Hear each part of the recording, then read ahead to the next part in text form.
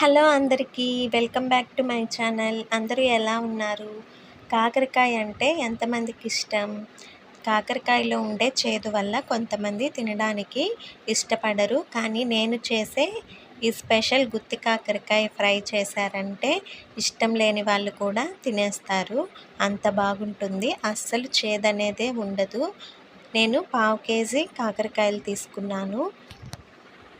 పొడి కోసం ఈ ఇంగ్రీడియంట్స్ అయితే తీసుకోవాలి. వేరుశెనగపప్పు, జీలకర్ర, ధనియాలు, ఎండు కొబ్బరి, కొంచెం కరివేపాకు, ఎండుమిర్చి, అలాగే 4 వెల్లుల్లిపాయలు కూడా తీసుకోవాలి.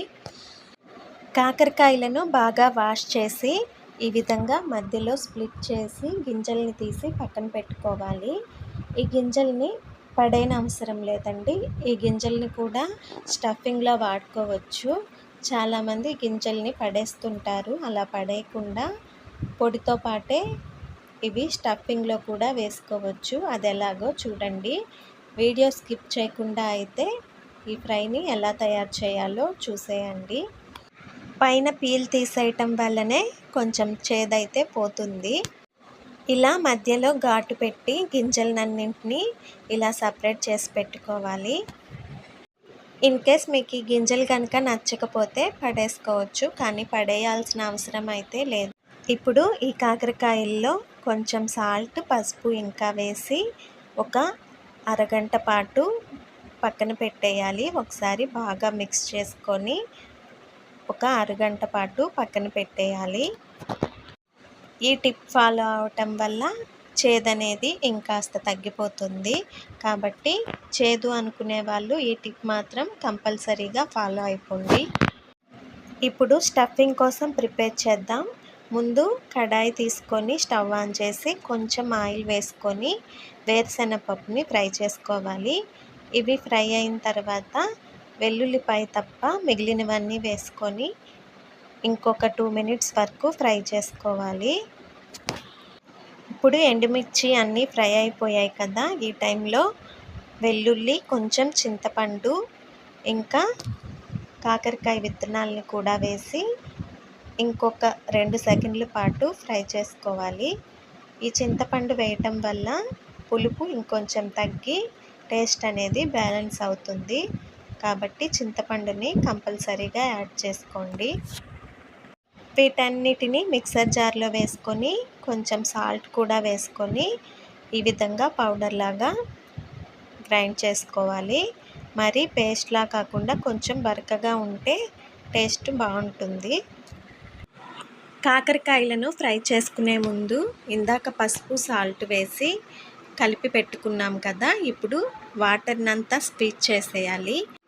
ఈ టిప్ ఫాలో అవటం వల్ల చేదనేది చాలా వరకు పోతుంది. అదే కడాయిలో ఇంకొంచెం ఆయిల్ వేసుకొని ఈ కాకరకాయలన్నిటిని ఫ్రై చేసుకోవాలి. ఫ్రై చేస్తున్నాం కాబట్టి ఆయిల్ అనేది కొంచెం ఎక్కువగానే పడుతుంది. కొంచెం ఫ్లేమ్ అనేది మీడియం ఫ్లేమ్లో పెట్టుకొని కాకరకాయలను కలుపుతూ నెమ్మదిగా ఫ్రై చేసుకుంటూ ఉండాలి. కలర్ అనేది ఈ విధంగా చేంజ్ అయ్యే వరకు ఫ్రై చేసుకోవాలి. అప్పుడే టేస్ట్ బాగుంటుంది. ఇప్పుడు వీటన్నిటిని ఒక ప్లేట్లో తీసుకొని చల్లార్చుకోవాలి. చల్లారిన తర్వాత మనం ముందుగా ప్రిపేర్ చేసుకున్నాం కదా పౌడర్ని, ఆ పౌడర్ని అంతా ఒక్కొక్క కాకరకాయలో స్టఫ్ చేసుకోవాలి. చేతులు అనేది కాలకుండా కాకరకాయలు చల్లారిన తర్వాత అయితే పౌడర్ని నెమ్మదిగా స్టఫ్ చేసుకోండి. ఈ పొడి అనేది కాకరకాయ లోపలికి ప్రెస్ చేస్తూ పెట్టుకోవాలి. లేకపోతే మళ్ళీ ఫ్రై చేసేటప్పుడు పొడి అనేది ఆయిల్లోకి వచ్చేస్తుంది. ఈ విధంగా అన్ని కాకరకాయల్లో పొడి అనేది స్టఫ్ చేసేసుకోవాలి. ఇప్పుడు స్టఫ్ చేసుకున్న కాకరకాయలను ఇందాక ఫ్రై చేసుకున్నాం కదా, అదే కడాయిలో ఒక్కొక్కటి వేసుకుంటూ నెమ్మదిగా ఫ్రై చేసుకోవాలి.